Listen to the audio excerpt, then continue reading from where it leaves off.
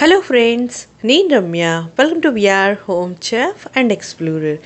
ఈరోజు ఒక ఇంట్రెస్టింగ్ రెసిపీతో మీ అందరి ముందుకు వచ్చానండి. అదే రొయ్యలు బెండకాయ పులుసు.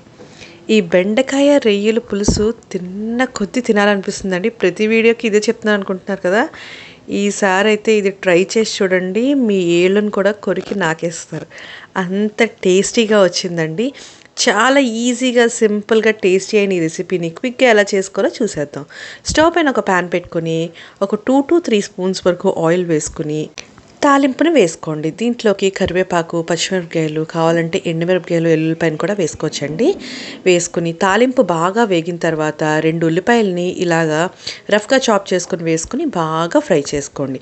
ఆనియన్స్ ఇలా ట్రాన్స్పరెంట్గా అయిన తర్వాత ఇంకొక 5 to 6 మినిట్స్ అలా ఫ్రై చేసుకుని అప్పుడు మాత్రమే దీంట్లోని ఒక 2 to 3 స్పూన్స్ వరకు అల్లం వెల్లుల్లి పేస్ట్ని వేసుకొని బాగా ఫ్రై చేసుకోండి. ఇది ఇలా వేగుతున్నప్పుడే రుచికి సరిపడే అంత ఉప్పు, పసుపు, ఒక 3 నుంచి 4 స్పూన్ల వరకు కారాన్ని యాడ్ చేసుకోండి. పచ్చిమిరపకాయలు వేసుకున్నా కూడా బెండకాయలు, రొయ్యలు అన్ని కారాన్ని బాగా అబ్జర్వ్ చేసుకుంటాయండి.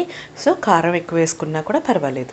ఇలా చక్కగా బాగా వేగిన తర్వాత మాత్రమే కడిగి నీట్గా శుభ్రం చేసుకున్న రొయ్యల్ని ఒక 400 గ్రామ్స్ వరకు దీంట్లో వేసుకుని ఇంకొకసారి బాగా ఫ్రై చేసుకోవాలి. రొయ్యలు వేయంగానే దాంట్లో వాటర్ అనేది రిలీజ్ అవుతుందండి.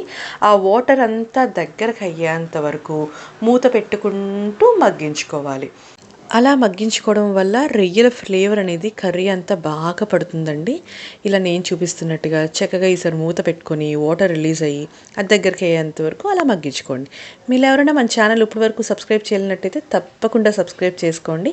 పక్కనే ఉన్న బెల్ ఐకాన్ ప్రెస్ చేసి ఆల్ అని యాక్టివేట్ చేసుకోండి. చూసారు కదా, ఇలా దగ్గరకు అవ్వంగానే బెండకాయ ముక్కలను కూడా దీంట్లో వేసేసి ఇంకొక 5 మినిట్స్ పాటు మళ్ళీ అలాగే మూత పెట్టుకొని బెండకాయ కూడా కొంచెం మగ్గేంత వరకు మూత పెట్టుకొని ఒకసారి కలుపుకుంటూ కుక్ చేసుకోండి. ఇలా ఒక 5 to 6 మినిట్స్ బాగా మగ్గిన తర్వాత మాత్రమే నెక్స్ట్ ప్రాసెస్కి వెళ్ళాలి. బెండకాయతోని ఇంకా డిఫరెంట్ రెసిపీస్ ఈ మధ్య రీసెంట్గా చాలా పోస్ట్ చేశానండి. ఒకసారి మా ఛానల్ని విజిట్ చేస్తే అన్నీ చూడొచ్చు. చూసారు కదా, ఇలా దగ్గరకు అయిన తర్వాత చిన్న నిమ్మకాయ అంత చింతపండుని తీసుకుని గొజ్జు తీసుకుని వేసుకోవాలండి. దాంతోపాటు ముక్కలన్నీ ములిగేంత వరకు వాటర్ని వేసుకొని కొంచెం గరం మసాలాను కూడా వేసుకొని ఒకసారి బాగా కలుపుకొని బెండకాయ మెత్తపడేంత వరకు కుక్ చేసుకోవాలి.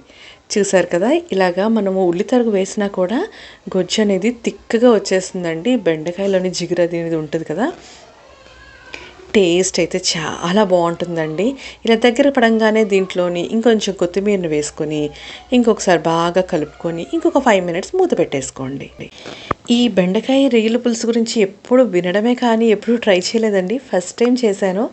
నాకైతే టేస్ట్ అయితే చాలా బాగా నచ్చిందండి. మా ఇంట్లో వాళ్ళందరూ ఈసారి రొయ్యలు వచ్చినప్పుడల్లా ఇలాగే చేసేస్తుండు, చాలా బాగుందని అన్నారండి. బెండకాయ మాత్రం మెత్తగా మగ్గేంత వరకు కుక్ చేసుకోవాలి. అంతే, క్విక్గా చేసేసుకున్నాం కదా. ట్రై చేస్తారు కదా, మరి ట్రై చేసి మీకు ఎలా అనిపించిందో మాత్రం కమెంట్ చేయడం మాత్రం మర్చిపోకండి. అస్సలు ఎవరు కామెంట్సే చేయట్లేదు. దయచేసి కమెంట్ చేయండి. Thank you for watching.